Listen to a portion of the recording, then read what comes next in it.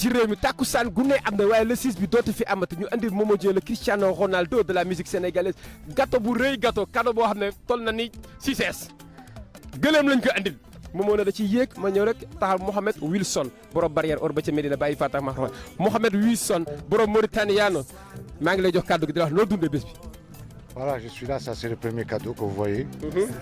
Et ce ne sera pas le dernier, et ce ne sera pas le dernier, et je le répète encore, et ce ne sera pas le dernier. Donc je suis là pour mon frère, mon fils, pour le soutenir, et je serai toujours à côté de lui. Toujours, je serai là pour lui. Et vous allez voir ça bientôt, Inch'Allah, la prochaine fois, et vous allez voir ça encore. Inch'Allah. Et c'est ça, c'est un chameau. Et regardez l'autre, la prochaine fois c'est quoi?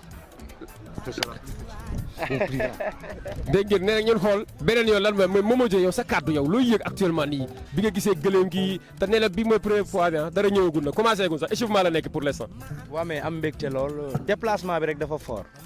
waaw déplacé wu Mauritanie ku ne xam ne Mauritanie ak Sénégal da ngay daw lu bari donc li nga xamante ne lii mooy wane ne bëgg na Momo Dieng et nga fonk na ko te it gis nga li naan bëgg yéeg moo koy fay.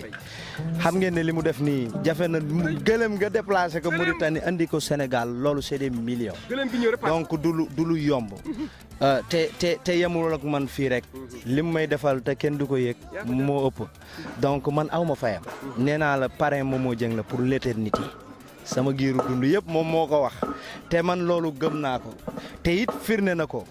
te nag bu ngoonee di ngeen xam ne lépp dëgg la dina xam ne moom muy seq na ko gor te Momo Dieng mooy doomam maa la wax lii. ma ne ko Mohamed Wilson Mohamed Momo Dieng la fa chérie de Bargny gars yi dara xewagoon échauffement la ñu nekk ñoom ba léegi tepp gën yuréen nag du yomb Mohamed